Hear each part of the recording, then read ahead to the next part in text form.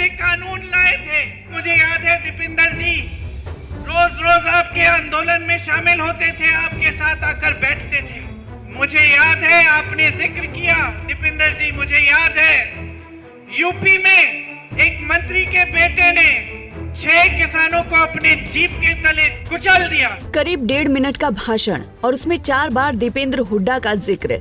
राजनीति में मुश्किल सवालों का इशारों में जवाब देने की पुरानी और जानी पहचानी रिवायत रही है।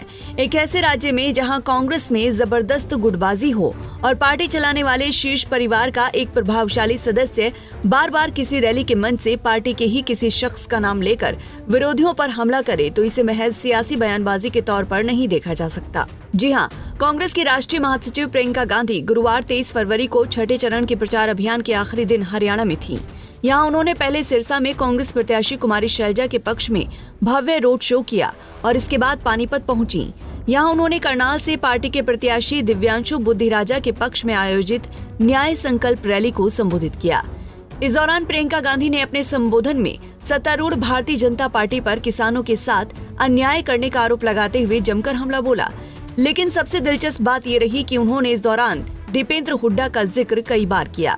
प्रियंका जब दीपेंद्र का नाम ले लेकर बीजेपी पर बरस रही थी, उस दौरान हुड्डा पिता पुत्र दोनों मौजूद थे। ऐसे में अब सियासी गलियारों में इसके कई मायने निकाले जाने लगे हैं। वो 3 ऐसे कानून लाए थे, मुझे याद है दीपेंद्र जी रोज रोज आपके आंदोलन में शामिल होते थे, आपके साथ आकर बैठते थे।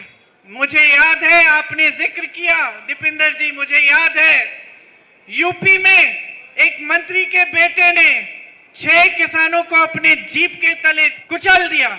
तो जब हमने सुना कि ऐसा हुआ है, हम गाड़ी में बैठे, रात का समय था, बहुत बड़ी आंधी भी थी उस दिन, बारिश आ रही थी।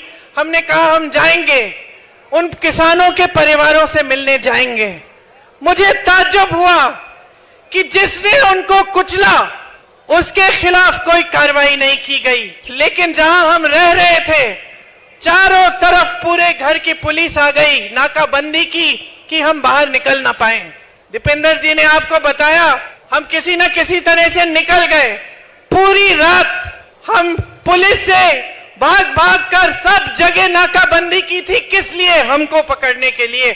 हम तो परिवार से मिलने जा रहे थे, लेकिन उसको पकड़ने के लिए एक उंगली नहीं उठाई जिसने ऐसा किया था। हम पूरी रात के लिए पुलिस से इधर उधर भागते हुए लखीमपुर खीरी तक पहुंचे और जब हम पहुंचे तो 4 बजे थे सुबह के, हमें गिरफ्तार कर लिया।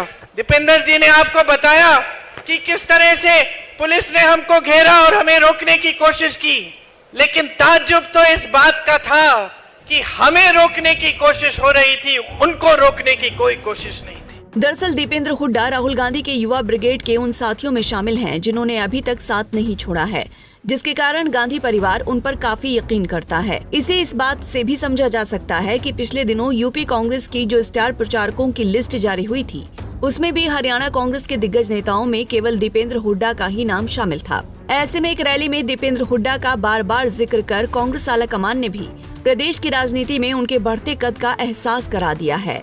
यहाँ आपको बता दें कि हरियाणा कांग्रेस में इन दिनों जबरदस्त गुटबाजी देखी जा रही है।